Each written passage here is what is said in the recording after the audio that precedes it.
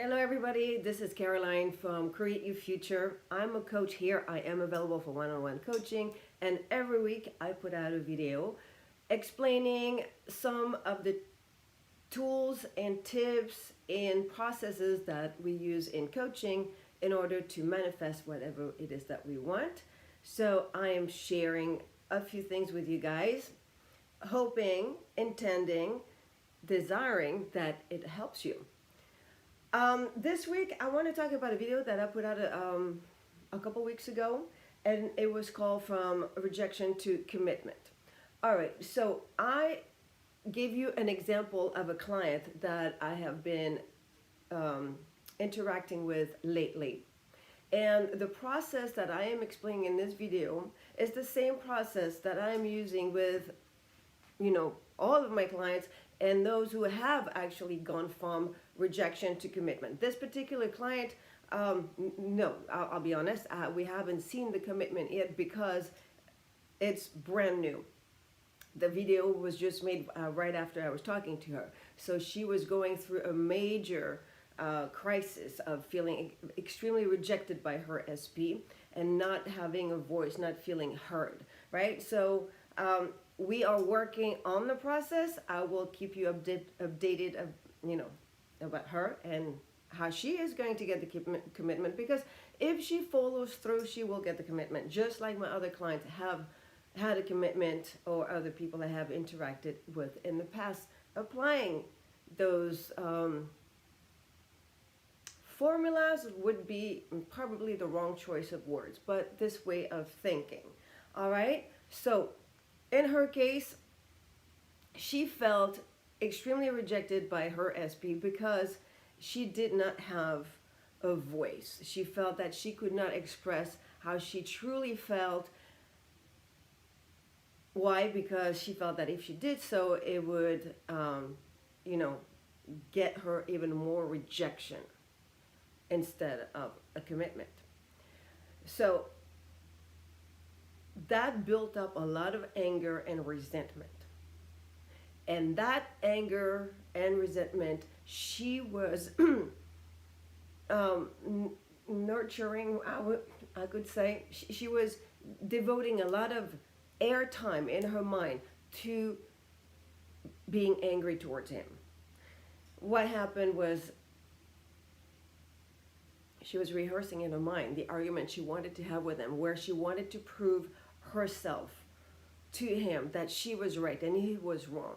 So when you do that, it is a natural maybe instinct to do this. We were wronged. It was not justified. It was not fair. So now you want to talk to your SP. You want to, and there's nothing wrong about talking to your SP. Don't get me wrong. However, what I was talking about in my example was that she was coming from a state of resentment towards him, anger towards him. So that was who she was. And it was not in the moment, it was over a period of months, because it was one event after another where she felt that this relationship was a very poor quality relationship. She was not getting what she wanted out of this relationship, and she was mad. So the conversation she wanted to have with him, maybe she thought would be constructive, but it was really all based on the anger and the resentment. And she was rehearsing this in her mind over and over and over. So what I want you to think about is that throughout the day, you have, so much time to think. Whole day, no?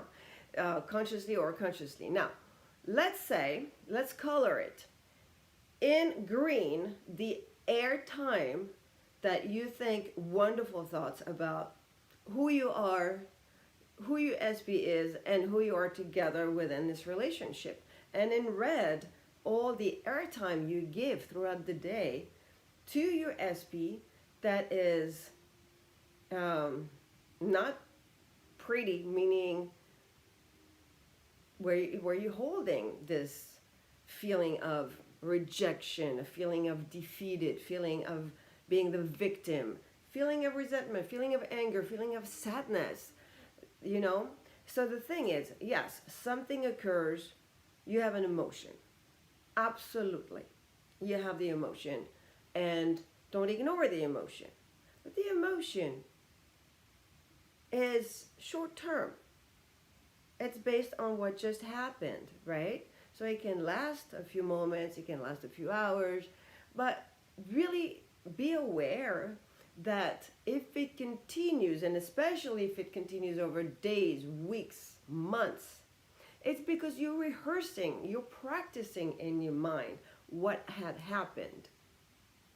Therefore, you have chosen to give it airtime, right? So, as a game, if you want to try it, red, green. How many good thoughts, loving thoughts, fun, enthusiastic, I'm having a good relationship, my SP prioritizes me, I am the love of his or her life, we share everything together. When we're together, it's me, the best version of me times, whatever, a million. I mean, I'm already the best version of myself, but when we're together, it's even more. And I always see the best version of him. And it's completely satisfying and fulfilling. How often do you think that way? And how often do you think, oh my God, once again, he went out with his friend or her friends, and I was not chosen, I was not asked to go along, or he stood me up, she stood me up. Again, this is, always the same story. Or, yes, of course, with me, he or she did not want to commit, and the moment we broke up, he or she went to have another relationship, and now they're married, and they've only been dating a few months. When my specific person purposely told me that they were against marriage and they would never be married. How did that happen? With me, always, I'm the victim, and now with this new person, they got married right away. Okay, so think about it.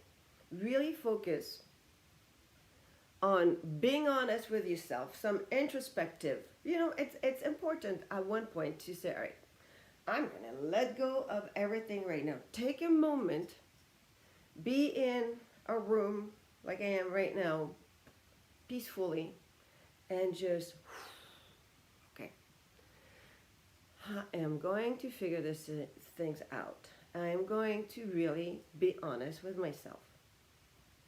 Where do I stand? What am I thinking? What am I believing? What am I assuming of my person?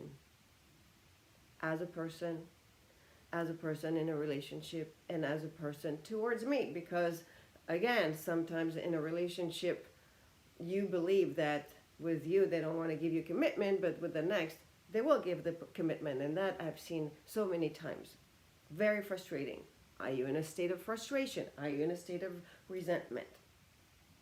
So, really, how I would approach it, and how we approach it with my clients, is that we take time to really self-reflect, introspection, and honesty.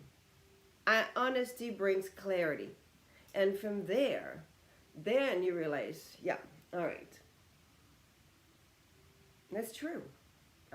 When I think of my SP, it makes me cry, makes me angry, makes me frustrated, makes me resentful. So that's the state. That's your self-concept. That's your self-concept of you within the equation of a relationship. Doesn't mean that you feel that way about you when you're alone or when you are with other people.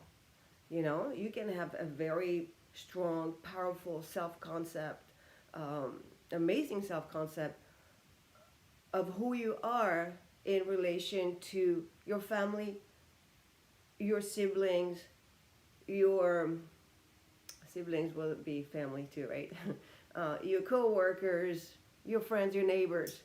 But in a relationship, you may have a completely different self-concept. So you have to look at that, and you have to be honest, and then reformulate. How do we reformulate? Well, once you pinpoint where you stand, you can even write it down and make your list. Oh, yeah, okay. When I'm thinking of SP, I see myself as a victim. When I think of myself with SB, I don't have a voice. I lose a little bit or a lot of my personality. I don't do what I feel I want to do or I can do. I have to compromise. I have to make sure that SP is okay first before I'm okay. So, you minimize yourself. That's not being putting yourself first. That's putting your SP on a pedestal, and therefore you um, have like second place or last. Or you may put a lot of people first. If your SP is putting work, sports, friends, family, trips around the world before you have an assumption or a belief somewhere that you are not the priority, that SP gets to choose and he's got a lot of, desires before he desires to be with you, he or she. Please don't pay attention to the he or she. It applies to everybody, okay? You know that I repeat that every time, but I really don't want to offend anyone. So, where are you? You are not number one. It's not SP's fault that you're not number one. And it's not nobody's fault, but it's your responsibility. And you were not thinking, believing, or assuming of yourself being first. So you have to pretty much embody that state that, hey, you know what? I'm amazing. I'm okay regardless. And I am, in a relationship where my SP will do anything for me. My SP always wants to know that I'm okay, that I'm taken care of, that all my needs are met. My SP always wants to make sure that I feel comfortable, that I'm happy, that I'm having fun. My SP is waiting for me to clear my schedule to spend time together. My SP is always asking me, when do I have time for them? Not the other way around, right? So you don't put yourself in this place of waiting where SP has the last word and you have to wait or you depend on their choice. Why? Because remember, law of assumption. You are a consciousness. Everything comes from you. Everything in your 3D reality is a reflection of what is in your consciousness. What you believe, what you assume of the world to be true, the world meaning the other people as well. And that's it. So if you're waiting and say, oh, I hope SP will clear his or her schedule, and I hope we can spend New Year's Eve together, and I hope we can spend Valentine's Day together, and I hope we can spend my birthday together, but I don't know. Oh my gosh, why would be so sad if we don't? Well, no, you're giving away your power, right? You have to realize that the state you are in at that point is the one who is waiting and who doesn't get to choose. So you rephrase your affirmation and you become them. My SP is waiting for me to clear my schedule. My SP is waiting for me to say when I can, when I'm free to be with him. My SP is waiting for me to give the green light to do all those things together. You have to realize that who you thought you were is not the person you want to be if you are feeling rejected and if you don't have the commitment yet. So we need to switch this. It's kind of, at first, you observe your 3D reality to see exactly where you are, where you note with honesty who you have been and how you have been thinking in relation of yourself in front of your SP, him or her in front of you, and the relationship as a whole. Then you rewrite it. The affirmations, and then you work on them. You give them a lot of airtime. Remember, you reduce the red and you increase the green. Airtime throughout the day where you think amazing thing about this relationship and where you see yourself in this place of power. You have your voice. You can say whatever you want to your SP because the relationship is safe, because SP is always super interested in what you have to say, and SP wants to be on the same page with you, right? So it's safe to have a voice, but when you have a voice, you express yourself from a state of peace, of comprehension, of easy communication, of fluid communication, not a state of being a victim, not a state of resenting or anger or sadness. It's completely different. But it's not SP that we focus on, is ourselves, the state we are in. Does that make sense? I hope I intend. It does make sense. So, how you feel is the state you're in, your self-concept in the relationship. And then the airtime. Red is all those state feelings, affirmations, assumptions, beliefs that will keep SP away and keep you being rejected. Green would be all of those that are based on confidence, on trust, on knowing who you are this person in this relationship, knowing that you're chosen, knowing that you always get what you want, knowing that everything is working out for you, knowing that someone, that SP that you truly love, loves you just as much.